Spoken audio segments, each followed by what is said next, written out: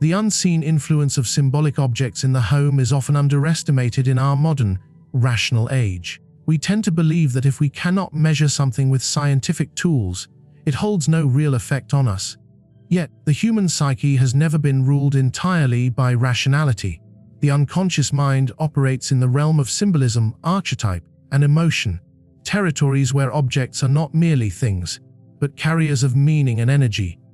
When we bring an item into our home, especially one crafted or acquired under emotional or spiritual duress, we are introducing more than physical matter. We are inviting in a vibration, a resonance, that subtly begins to speak to the unconscious mind. A home is a psychological space just as much as it is a physical one. Each corner, each shelf, and every object carries with it not just function or decoration, but memory and intention. A mask carved during a ritual that worshipped pain, an idol sold in a market saturated with despair, or a piece of art created in a fit of rage. These are not neutral. They are impregnated with the essence of their origin. When we live among such objects, we often notice that our peace feels fractured, our thoughts feel clouded, and there is a sense of unrest that cannot be explained by external circumstances. This is not coincidence. It is the interplay between external symbolism and inner emotional landscapes. The mind is profoundly influenced by its environment. It forms associations rapidly and stores them deeply. A single glance at an image, a subtle texture, a shadowed figure in a sculpture can activate long, dormant memories or feelings. What's more, the unconscious does not differentiate between a symbolic representation and the real thing. It responds with the same emotional currency. This is why children are afraid of monsters under the bed, and why adults still feel unease in dark rooms or among unsettling artifacts. The symbols speak louder than logic. Now imagine that one's home is filled with objects that were bought with no mindfulness. Items chosen purely for aesthetics, but rooted in energies of pain, exploitation, or fear. How could the mind, which is always seeking patterns and meanings, not absorb and reflect that? Demons, in the psychological sense, are not horned creatures from the abyss. They are inner complexes, autonomous psychic forces that influence behavior, distort perception, and sabotage growth. They thrive in darkness, confusion, and unawareness. The wrong object in the wrong place can serve as a silent ally to such forces, reinforcing the same energies within us that we are desperately trying to escape. Consider the books on your shelves. Are they filled with narratives that glorify violence, betrayal, lust, and chaos? The stories we consume shape our inner mythology. Or the artwork on your walls, does it uplift or disturb? The unconscious absorbs imagery faster and deeper than the conscious mind can process. Even fashion, decor, and color schemes carry symbolic meaning that, when aligned with darkness, can create a psychic atmosphere that opens the door to unwanted emotional disturbances. And it's not just the nature of the object. It's also the emotional state you were in when you acquired it. If you purchased a souvenir during a time of heartbreak, or received a gift from someone with whom you shared deep resentment, those objects remain as anchors to that emotional state. The first step in reclaiming the sanctity of your home is not external. It is internal. It requires the courage to ask, why am I drawn to this? What does this represent? What does this item awaken in me? The goal is not to be paranoid or fearful of every object, but to become conscious. Conscious of what you surround yourself with, what you allow to speak to your soul day after day without realizing it. In many ways, the objects we keep reveal what we have not yet healed. And when we become mindful of what we allow into our sacred space, we begin the work of deep psychological purification. We step into a new relationship with our surroundings, one that aligns with clarity rather than confusion, with presence rather than autopilot, with healing rather than harm. The home is a mirror of the psyche, and every item placed within its walls becomes a part of that reflection. Often unconsciously, we allow objects to occupy space that would otherwise be filled with peace, clarity, and spiritual harmony. The deeper truth is that some items do not simply rest on shelves or hang quietly on walls. They speak. They whisper to the soul in the language of symbols, colors, forms, and memory. The danger lies not in the object itself, but in the energy it carries and the unconscious patterns it activates. To understand how demons, or destructive forces of the psyche, find entry, one must first understand that these forces are drawn to resonance, to invitation. They respond not only to belief but to atmosphere. Many people unknowingly hold on to items that perpetuate their suffering. A letter from someone who broke them emotionally. A piece of jewelry passed down from someone filled with bitterness. A photograph of a past self forever tied to trauma. These things are often kept for nostalgia, sentiment, or even guilt. But what is rarely considered is the spiritual consequence. Just as a dirty mirror distorts the reflection, so too do these items distort the spiritual clarity of a home. They tether the soul to unhealed wounds and unresolved energies. The human mind cannot thrive in an environment that constantly pulls it back into the past, especially when that past is soaked in sorrow or spiritual confusion. Even more insidious are objects associated with false light, items that appear innocent but are rooted in spiritual deception. Some charms, trinkets, and symbols marketed as or protective or enlightening are rooted in belief systems contrary to truth. When brought into the home, they create a subtle friction with the spirit. They cloud discernment, dilute conviction, and slowly shift one's emotional equilibrium. Many times, people report a lack of peace, increased anxiety, or unexplained fear shortly after acquiring such items. This is no mere coincidence. The psyche reacts to incongruence, especially spiritual incongruence, with unease. What we may interpret as mood swings or emotional exhaustion can, in fact, be the spiritual body signaling a disruption in harmony. There is also the issue of entertainment. Music, films, posters, books. These are not passive forms of consumption. They are experiences that shape neural pathways and emotional patterns.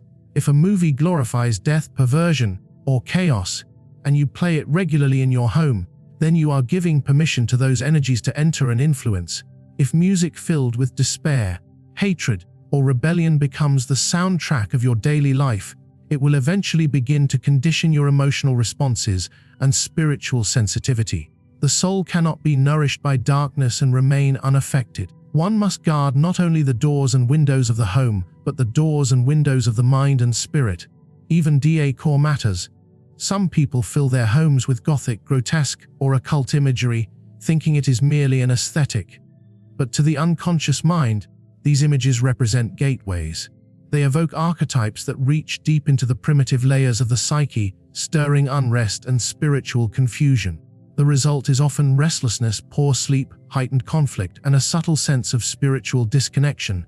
People may seek therapy, medication, or distractions, never realizing the root cause is hanging on their wall or placed beside their bed. To cleanse the home is not merely a physical act. It is an intentional decision to realign one's space with spiritual clarity. It requires honesty, humility, and a willingness to let go of what no longer serves. Often, the objects hardest to release are the ones most damaging, because they represent parts of ourselves we haven't yet surrendered. But in releasing them, we create room for something better: peace, light, clarity, and truth. The process of evaluating what surrounds you is, in truth, the process of evaluating what resides within you. What you allow to remain in your space reveals what you believe you deserve, what you still grieve, and what you hope to become. One of the most overlooked dangers in the spiritual health of a home is the unconscious presence of culturally normalized occult symbolism. These are items or images that have become so embedded in mainstream design, fashion, and decor that their spiritual impact is dismissed as superstition or artistic interpretation. But symbols, in their deepest form, are not decorations, they are doorways. They bypass conscious thought and speak directly to the unconscious, stirring deep archetypal energies that can align the psyche with forces far beyond our comprehension. In the symbolic language of the soul, what you surround yourself with is a constant invocation. Repeated exposure to symbols tied to death, manipulation, sorcery, duality, or inversion trains the spirit to become desensitized to darkness, and that desensitization is where demonic footholds begin to take root. There are countless examples of these symbolic intrusions. The all-seeing eye, often glamorized through fashion and architecture, does not originate from a place of light. It was used to convey the concept of hidden control, surveillance, and esoteric knowledge guarded from the masses. The pentagram, the serpent, the Ouroboros. These are not aesthetic choices, they are declarations of allegiance in the unseen realm. And while some argue that intention is what matters most, one must understand the nature of spirits. They are drawn not by conscious permission, but by resonance. Just as a magnet pulls iron regardless of whether the iron intends to be attracted, spiritual forces respond to alignment, not intention. Keeping these items in your home, even passively, sends out a silent invitation to energies that do not honor peace, purity, or God. This problem grows worse when paired with ritualistic items that have been purchased from spiritual stores or gifted through unknown origins. Crystals charged under full moons, incense labeled for awakening, candles for money drawing, or oils claimed to open third eyes. These are not simply trinkets or mood setters. They are tools rooted in spiritual practices that often reject divine authority. What begins as curiosity or aesthetic preference becomes spiritual entanglement. People place such items in sacred spaces of the home, bedrooms, meditation corners, or workspaces, hoping to attract good energy or balance, but they often find themselves struggling with depression, relational division, or unexplainable fear.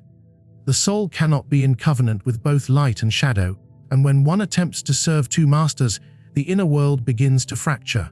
Confusion replaces clarity, and subtle torment begins to appear in daily life. Moreover, inherited or antique items can be deeply spiritually compromised. Many people proudly display heirlooms or vintage decorations without understanding their origins or spiritual baggage.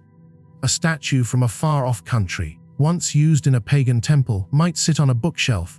A ring passed down through a bloodline steeped in ancestral rebellion may carry with it covenants and spiritual agreements that were never broken. Items carry memory. They absorb atmosphere. They are silent witnesses of rituals, grief, conflict, or generational curses, and they do not become neutral simply because they are loved. The act of preserving something physically does not erase its spiritual weight.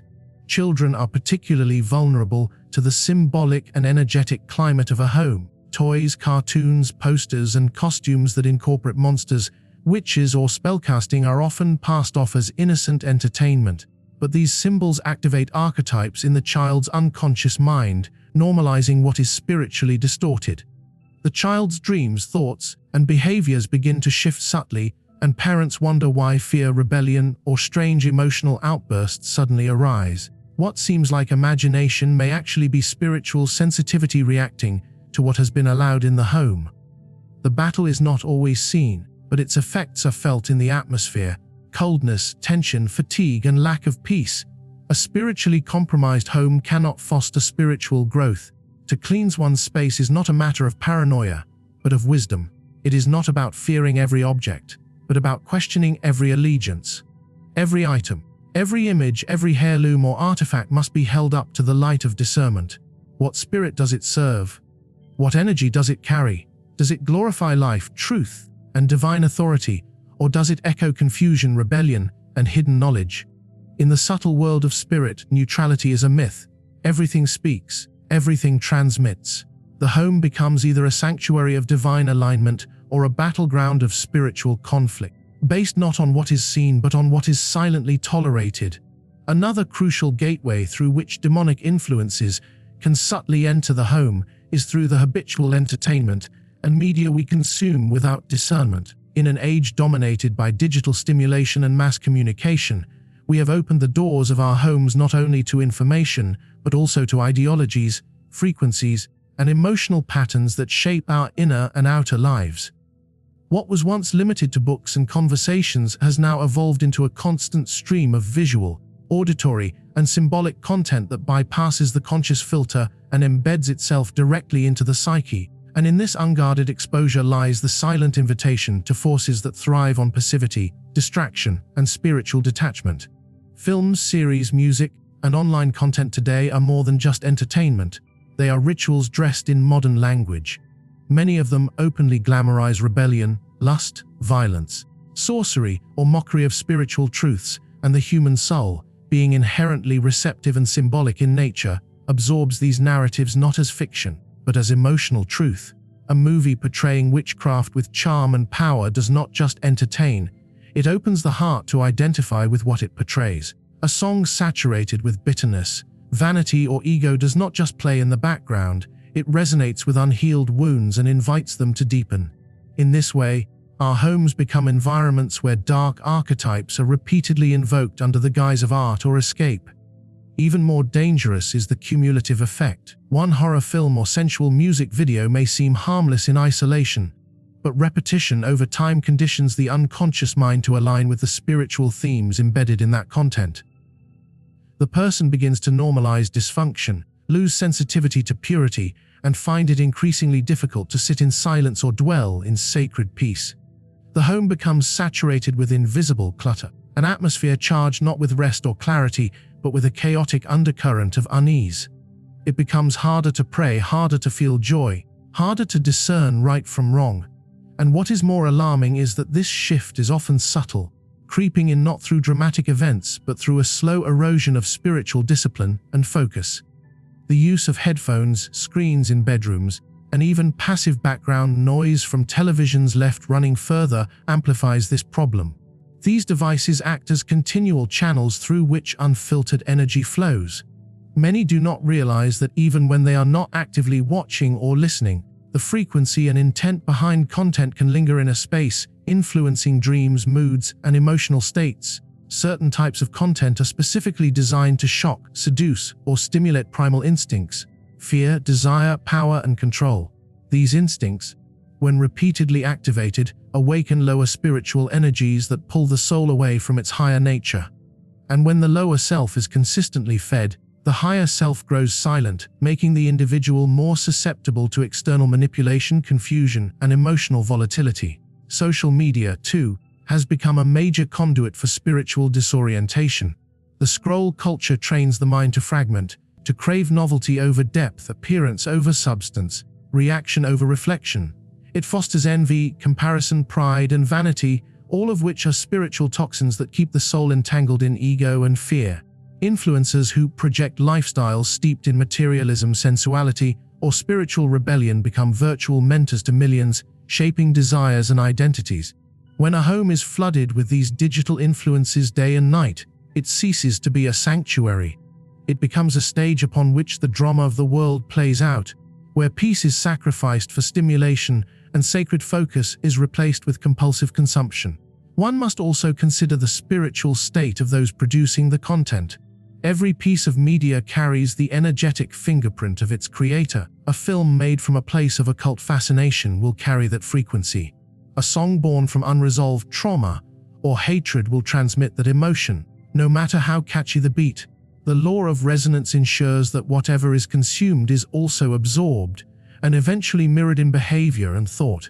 The household then becomes a reflection not of the values held by the inhabitants, but of the emotional and spiritual climates of unseen creators who do not share those values. To protect the home from these influences is not to reject all entertainment, but to approach it with deep spiritual awareness. Ask yourself, what does this content glorify? What energies does it call forth? Does it leave me more centered, more grateful, more grounded in truth? Or does it scatter my focus, distort my values, and desensitize my conscience? In a world that seeks to entertain at the cost of the sacred, discernment becomes a spiritual discipline. The home must be curated like a temple, every sound and image weighed for its alignment with truth, beauty, and divine order. Without such discernment, the home becomes an open field for forces that do not rest, do not sleep, and do not cease to search for entry. The home is more than a physical space. It is an energetic sanctuary that reflects the condition of the soul that dwells within it. When left unguarded, it becomes vulnerable not just to emotional or mental unrest, but to deeper spiritual disturbances that can quietly erode peace, purpose, and divine clarity. The items, symbols, and media we allow into our space are not neutral. They carry intention, history, energy, and often agendas that conflict with the sacred order of life. What may appear harmless on the surface, an antique with occult origins, a piece of decor that invokes pride or fear, a movie that subtly glorifies spiritual rebellion, can become anchors for energies that do not serve the soul's evolution. To cleanse the home is not merely about physical tidying, but about conscious realignment. It is about recognizing that the environment shapes the mind shapes behavior, and behavior, when sustained, shapes destiny. The individual who seeks wholeness must begin to walk through every room, every corner, every drawer and shelf, asking, does this reflect who I am becoming, or does it tether me to what I must leave behind? In this sacred audit, we reclaim dominion over the space we inhabit, not through fear, but through clarity and spiritual sovereignty. There is nothing paranoid or superstitious about honoring the spiritual nature of our surroundings. Just as light is invited in through windows, darkness can be invited in through unconscious alignment. To live awakened is to see beyond appearances and to take responsibility for every vibration we tolerate in our presence. What is within the home is not separate from what is within the heart. By removing what does not belong, we make space for grace to dwell, for clarity to return, and for the deeper intelligence of the soul to rise again and lead the way.